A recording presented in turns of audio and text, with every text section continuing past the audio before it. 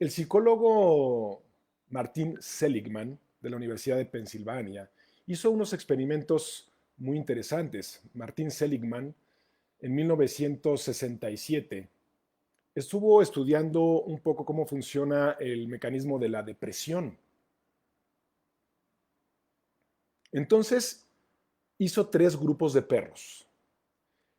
El grupo uno de perros tenía un arnés y estaban amarrados a una plataforma. El grupo 2 de perros estaban también amarrados con un arnés a una plataforma, pero esa plataforma daba descargas eléctricas de forma aleatoria. Y en esa plataforma había una palanca que los perros podían pisar para evitar ese sufrimiento, para cortar los choques eléctricos. Y el grupo 3 era un grupo de perros que también estaban amarrados a una plataforma. También se les propinaba un choque eléctrico aleatorio, pero ellos cuando apretaban la palanca no podían evitar su sufrimiento. La única palanca que servía era la del grupo 2. Así que tenemos tres grupos de perros. Durante mucho tiempo, Martin Seligman estuvo condicionando a estos perros. Entonces, cada vez que se les daba un choque eléctrico al grupo 2 y al grupo 3, al grupo 2 no le iba tan mal porque ellos podían evitar su sufrimiento apretando la palanca. Pero el grupo 3 aprendieron a sufrir y de alguna forma también aprendieron a tolerar la impotencia. Más tarde, Martin Seligman juntó a todos los perros. El grupo de perros 1 era el grupo control, así se llama cuando se hacen experimentaciones e investigaciones.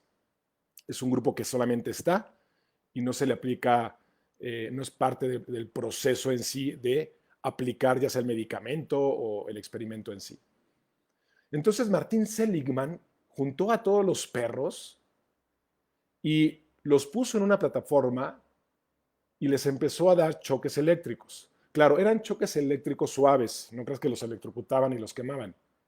No, los perros no sufrieron tanto, solamente eran como pequeñas descargas.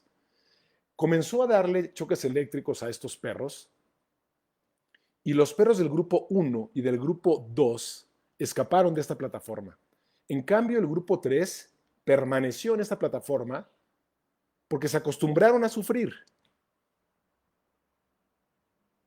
Es muy interesante este experimento que nos da a las personas que trabajamos con temas de la salud mental y estudiamos mucho el comportamiento humano, una teoría que él llamó como indefensión aprendida. Los perros aprendieron a estar indefensos.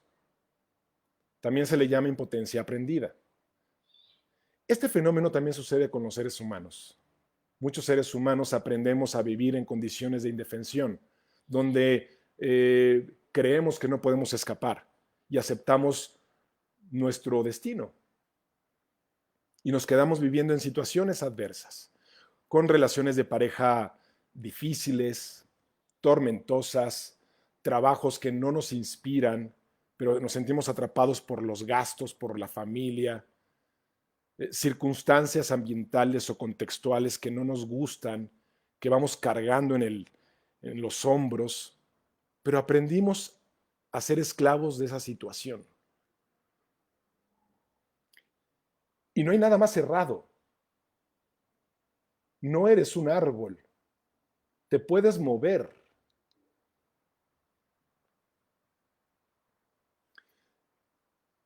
Te voy a contar un cuento que ya es viejo. A mí me gusta mucho, es un cuento que a mí me inspira. Había una vez un sabio, un maestro sabio, que iba caminando por el bosque con su discípulo. Entonces este maestro sabio le iba platicando de la importancia de conversar con las personas desconocidas para entender cómo viven, qué les genera dolor, qué les genera inspiración, cuál es el sentido de sus vidas. Y de repente se encontraron con una pequeña casa en muy malas condiciones. Se veía como derruida. La gente que vivía ahí, pensó, seguramente viven con mucha pobreza. Ven, vamos a preguntar, vamos a conocer a estas personas, a ver de qué viven. Llegó el maestro y su discípulo, tocaron la puerta, y salió un hombre un poco mayor, con sus hijos, sin zapatos, con las ropas rasgadas. La casa se veía en malas condiciones. Entonces se presentó el maestro, presentó a su discípulo y le preguntó al Señor, Señor, cuéntenos, ¿usted de qué vive? ¿Su familia? ¿De qué viven? Y entonces el Señor le dice, bueno, miren, ¿ve usted esa vaquita? Bueno, esa vaquita es nuestra. Y esa vaquita nos da varios litros de leche al día. Esa leche la hacemos queso o crema y vamos a vender estos productos a un pueblo cercano que está aquí a unos kilómetros. Con el dinero que ganamos compramos algunas otras cosas y bueno, pues ahí vamos viviendo. Entonces, el maestro sabio y el alumno se despidieron y se fueron.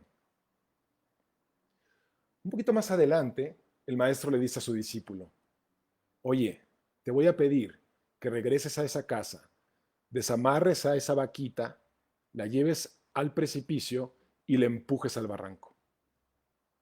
¿Cómo? Pero, ¿cómo voy a hacer algo así? Jamás. Les voy a arruinar la vida. Es lo único que tienen para vivir. No puedo hacer eso, maestro. El maestro insiste, haz lo que te pido. Entonces el discípulo pensó que quizá el maestro sabía algo que él no entendía y fue y lo hizo. Desamarró a la vaquita, la llevó al barranco y la empujó. Maestro y sabio, alumno y aprendiz se fueron. Pasó el tiempo, pasaron algunos años y este alumno no podía vivir cómodamente con la culpa de pensar y pensar que le había arruinado la vida a una familia por haber hecho eso. Entonces decidió dejar los aprendizajes del maestro y regresó a ese lugar para pedirles una disculpa. Entonces, cuando llegó el alumno nuevamente a ese lugar, se encontró que ya no había una choza. Vio que había una casa muy bonita, bien construida, de madera, con buenos acabados. Afuera había un vehículo bonito, nuevo. Entonces se sintió muy mal porque dijo, híjole, seguramente la familia tuvo que vender su casa, tuvo que vender el terreno y todo por mi culpa. Entonces corrió y entró a la casa y se encontró con la familia, les preguntó, oigan, aquí vivía una familia. Somos nosotros, seguimos aquí. Y entonces, ¿qué pasó? La última vez que vine, esta no era la casa, era una casa que parecía muy descuidada. Ustedes vestían otras ropas. Y entonces aquel hombre le dice, fíjate que nosotros teníamos una vaquita. No sabemos cómo esa vaquita se desamarró y se fue a tirar al precipicio. Pobre de la vaquita, pero afortunadamente esto nos ayudó para descubrir que teníamos habilidades que no sabíamos. Empezamos a comerciar con la madera, tallamos muebles, construimos muebles muy bonitos, los vendimos en ese pueblo y ese pueblo se hicieron famosos nuestros muebles y se compraron en todos los pueblos cercanos. Y ahora tenemos todo esto y vivimos con más plenitud, con más holgura. Ahora yo te pregunto, ¿cuál es tu vaquita? ¿Estás viviendo en una relación tipo vaquita, con el poco queso y la poca leche que te da, en un trabajo raquítico? Y cuando digo raquítico no me refiero a lo que te pagan, ¿sí? Porque cualquier trabajo es digno, sino a ¿te gusta? ¿Dejaste de estudiar música por hacer algo para asegurar que no te mueras de hambre? ¿Dejaste de estudiar un diplomado en algo, en diseño, aprender artes nuevas que no conoces. Hay muchas cosas que puedes hacer, pero quizá estamos viviendo poniéndonos a salvo. Nos hemos acostumbrado al confort de vivir con, con lo que nos cae, pero no nos levantamos con esa inspiración de hacer cosas que nos gustan, de estudiar algo nuevo, de descubrir nuevas habilidades. ¿Cuál es tu vaquita? Pues yo te invito a que reflexiones en esto. A mí me parece un cuento muy inspirador y sé que da miedo. Sí, sé que da mucho miedo empujar a la vaquita por el precipicio. Pero hay veces que las circunstancias no nos dejan otro camino. Y un ejemplo muy claro es la pandemia del COVID-19, que no lo podemos evitar. Pero si bien habían muchas personas que decían o pensaban, o incluso todavía siguen pensando, a mí no se me da eso de la tecnología, no puedo o no sé tomar cursos en línea, terapia en línea, trabajo en línea, lo que sea en línea, porque no se me da esto de la tecnología. No es cierto. No puedes comprarte ese cuento que te dices de que no se te da algo, porque no existe un gen en el ADN que se llama gen de la tecnología, o no contó con el gen de la tecnología, no la trae. No es cierto. Entonces no te eches choros mareadores de explicaciones sobre tus capacidades porque tienes miedo a afrontarlas y quizá fracasar en ellas. En algún momento, hace algún tiempo, algunos años, eh, recuerdo con alguna empresa, yo me di cuenta que los empleados, daba una asesoría a la empresa, los empleados, muchos de ellos iban de su casa al trabajo y hacían 2 horas y de regreso otras 4 horas. Entonces yo le ofrecí a los ejecutivos probar el home office. No, estás loco, no, eso aquí no funciona. ¿No? Bueno, me tiraron de lunático. ¿Sí? Bueno, ahora no les quedó de otra.